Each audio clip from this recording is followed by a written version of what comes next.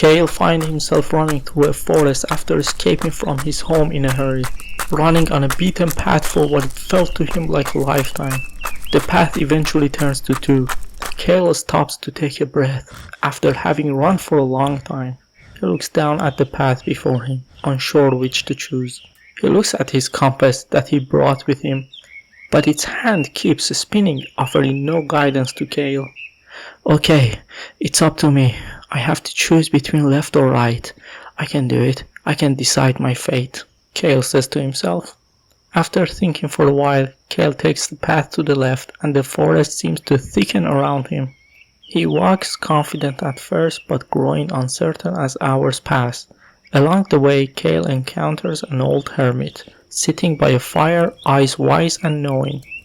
I've been waiting for you, Kael, hermit says without even looking up. Kael stops, confused. How do you know my name? Kael says.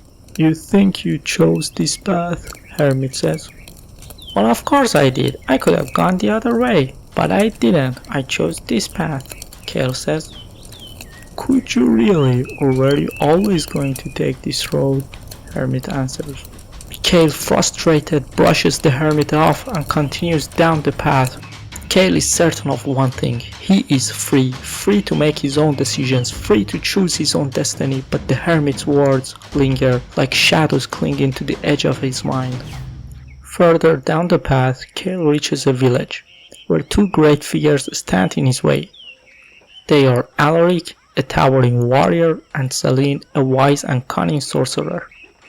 Alaric slowly looks down at Kael and starts to open his mouth. Kael, a trial awaits you. Prove your strength and you may pass. Or prove your mind and you will move forward. Which will you choose? Selene says.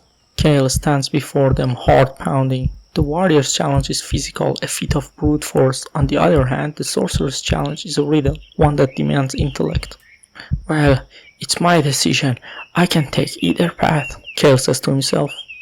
After some moments of thinking, he chooses Selene's riddle. He solves it after much thought and is allowed to pass. The road stretches forward, but something gnaws at him. Kael believes he has chosen wisely, but a question nags at the back of his mind. Would he truly have chosen Alaric's challenge? Or was this always the path he was meant to take? Did he choose the path, or the path chose him? Kael continues on his journey until he reaches a great mountain. At its base sits the Oracle, an ancient giant figure in robes, his eyes glowing with the knowledge of the universe. I've chosen my path up until now, but I need to know, O wise Oracle, what lies ahead? What will my next choice be? Kael says to the Oracle.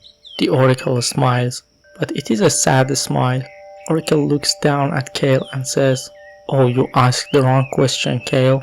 The question is not what you will choose, it is if you have ever chosen, or what you will have always chosen. Kael gets frustrated of this riddle talk. What do you mean? Every step I've taken has been my own. Has it? The warrior's challenge was not for you. The sorcerer's riddle was. Your mind chose it because it was shaped by everything that came before. Your parents, your upbringing, the lessons you've learned, the fears you've carried. Choice is motivated by something, Kael. And where does that motivation come from? With these words of the Oracle, Kael's heart sinks. He stares at his hands as if the weight of his decisions now feels foreign, distant. Are you saying all of this has been set in stone? Kael asks. The universe is a vast web of cause and effect. You are part of that web. Each decision, each thought is shaped by forces beyond your control. You think you choose, but in truth you follow a script written in the stars. Kael leaves the Oracle, his world shaken. He ascends the mountain, a long grueling climb. As he reaches a cliff's edge, he stops and looks out at the expanse below. A vast world filled with life, decisions and paths crossing one another. But it all feels hollow. Now Kael's journey reaches its darkest moment, the weight of the Oracle's words pressing down on him. The freedom he once believed in now feels like an illusion to him. Was he ever truly free, or was he merely a pawn in the universe's grand design? Kael falls to his knees, overwhelmed. Do I even have a choice?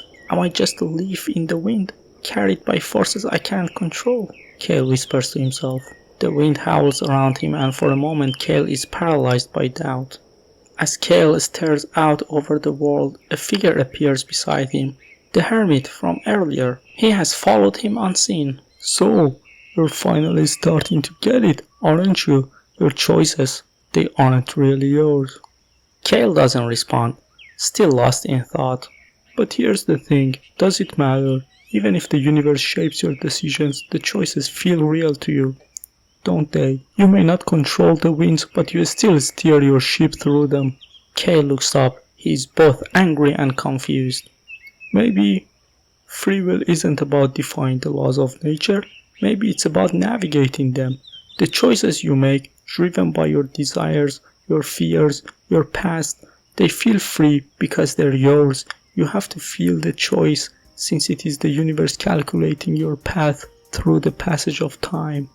Kael rises, his expression one of clarity. He no longer clings to the illusion that he is above the forces of nature, but he also understands that within those forces, his choices, however influenced, are still part of him, and he is part of the universe, being unraveled in time.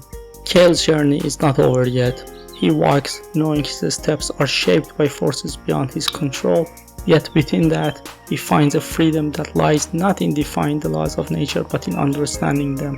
He understands now that free will is but a social construct. It's not about breaking the laws of the universe, it's about the freedom to act without external coercion. It is the universe that reveals the desires, motives, and influences within him, which, through time, unravels his decisions. A free will shaped by deterministic laws of the universe.